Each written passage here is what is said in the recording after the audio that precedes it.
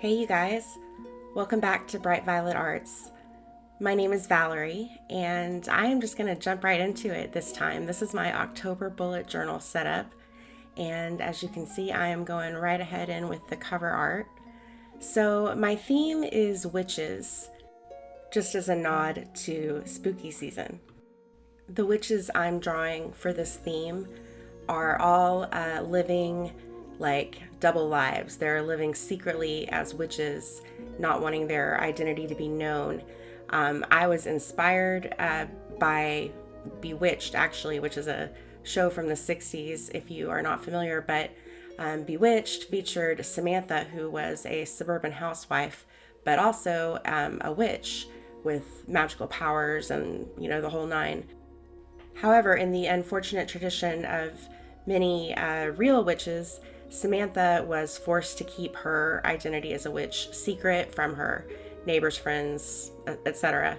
And that is what my witches are up to in this notebook. And you'll see as we go along that they look like regular people that you would see.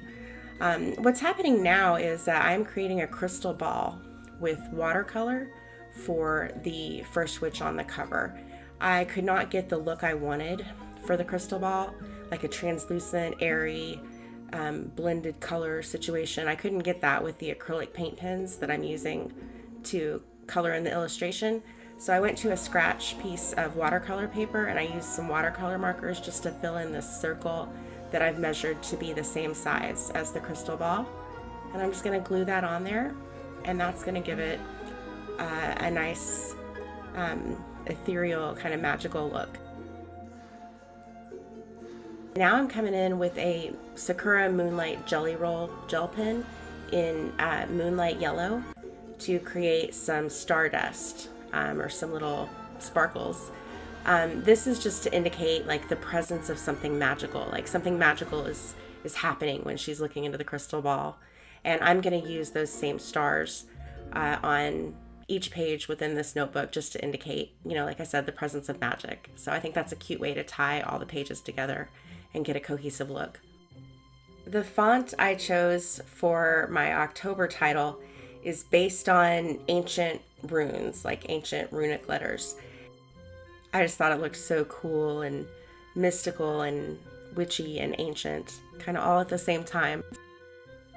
I added the torn black paper because I thought that rough edge gave it a more organic look, but I still want it to look finished, so I'm going to cover that rough edge of torn paper. I'm going to cover it with a single line of gold paint pen.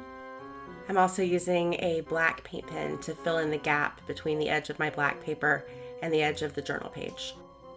The quote that I chose for the cover page is by Roald Dahl, and he is a famous British children's author. He wrote a book called The Witches, and I believe this quote is from that book. For all you know, a witch could be living next door to you right now. I kind of like the idea that there are magical women in our community, these powerful witches that are performing rituals and magic, and we mortals are never the wiser. I think that's kind of fun, and it's a cool concept to get me in the mood for Halloween. So it was a fun journal theme, kind of out there, but I find that I am drawn to more conceptual themes and art-heavy themes lately in my journal. I did go back to the illustration for one final touch. I'm using my Sakura Jelly Roll clear glitter pen to add some iridescent shimmer to the crystal ball. And that is the finished cover page. I'm going to move on now to the calendar. And I've already drawn in my calendar at this point. I used a simple grid pattern, and it is I believe 5 by 5 squares for the dimension, so it gives me a lot of room to write my appointments. I stamped the days of the week above each column. I also added another couple of scraps of the torn black paper just to continue the aesthetic from the cover page into the calendar. I'm inking in my pencil sketch for the second witch right now, and I've got her lighting some candles, like some spooky candles on a little candelabra, and I think she looks a little sneakier than my first witch. The first witch kind of had a Disney princess thing going on, like with her look. But this one looks like she's up to something maybe a little more devious. I don't know. There's just something about the look in her eye that I think makes her a little sus. For the candelabra, I'm coloring it in with a gold gel pen. This is another Jelly Rolls pen by Sakura. And the thing about gel pen, I love it for illustration in my bullet journal. But the one thing about it is that it does sometimes transfer from the page it's on to the page opposite it that touches it, like the other page in the spread. It does transfer, especially when you write in your bullet journal, like with a regular pen when you're filling in your charts and stuff.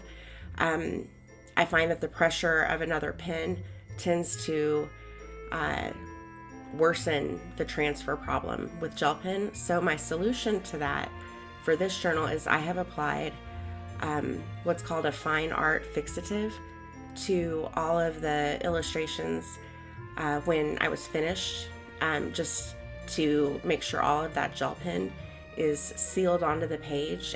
It's just an aerosol spray, and I put a couple coats on each page, and then my gel pen will not transfer. Below my calendar, I am adding a bullet list.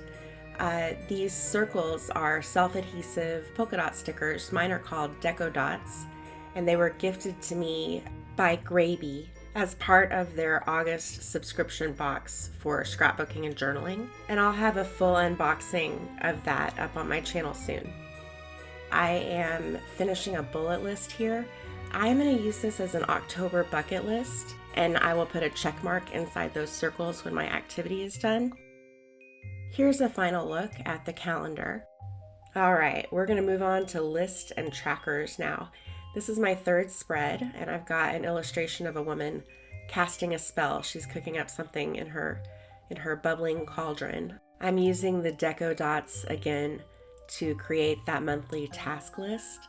I like these Deco Dots. They're so pretty and colorful, but also provides a place to check off the tasks as they are completed. This month, I'd also like to keep track of all the dinners we're cooking at my house. So I have got a list of 31 lines for each day of the month there. And I'm just going to paint in a little box for the title, and I'm using a white Posca pen to write in the names of those lists. And just for fun, I'm adding a quote.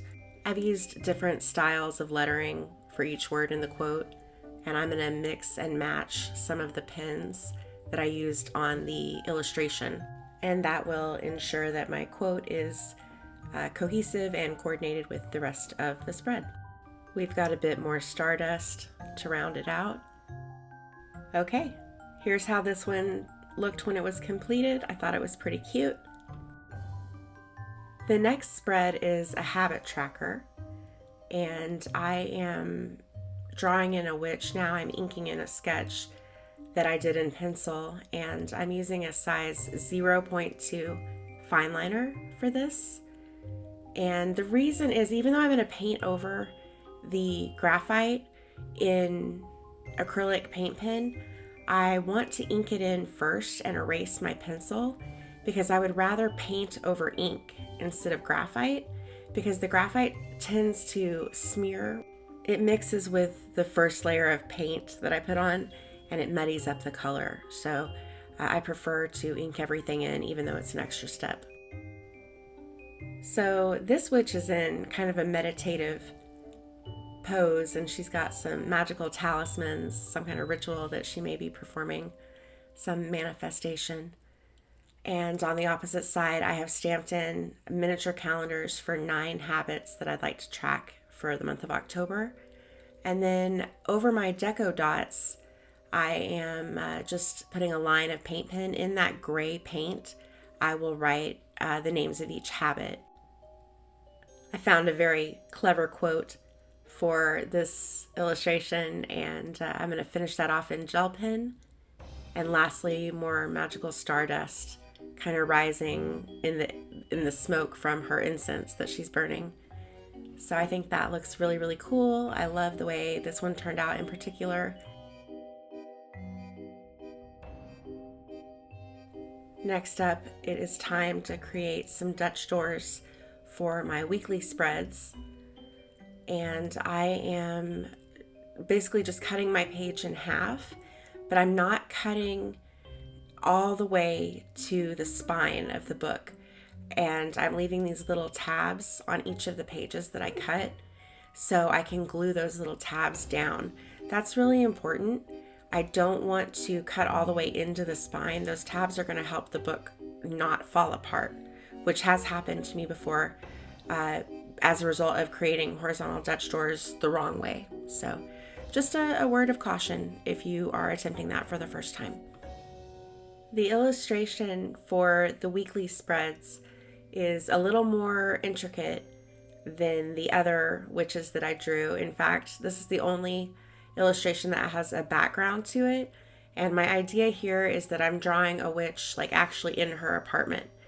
She's not hiding from anybody. She's like in her full witch glory with all her witchy things. So I have her little cabinet here with all her herbs and potions. I thought she might have some fresh herbs hanging up on her cabinet there to dry. I decided to add a neon sign for her wall. And of course she has to have her black cat, right? Her familiar. So I included a cat for her. A little pedestal for a crystal ball. And as I've said, I'm using paint pens for the illustrations today. Most of my paint pens are by Karen. They are the Deco Brush Pigment Markers by Karen. I also have quite a few Posca pens that I am using as well. And I just love the way paint pens look in journals. I think they make even the simplest illustrations look so professional on the page. I've been using paint pens in my journal for several years now, and even though I try lots of other methods, watercolor, marker, colored pencil, you name it, paint pen is definitely still my favorite medium to work with when journaling. To finish off the daily boxes in my weekly spread, I have cut my deco dots in half. After stamping out the day of the week, I'm going to use those semicircles to write the date numbers in. And this is how it looks. This is the completed Dutch Door weekly setup. And that takes us back to a final flip through for the October setup. I hope that you will give this video a thumbs up if you enjoyed it. And go ahead and subscribe, if you want to see more content like this from me. If you made it to this point in the video, I would love it if you left me a witch emoji in the comments.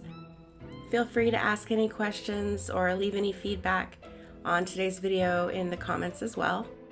You can also let me know if you have an idea for a particular video topic that you'd like to see me create for this channel. Follow me at Bright Violet Arts on Instagram if you would like to see more of my journaling and illustration work. But otherwise, thanks for hanging out with me today. I'll be back again soon with another one. Bye.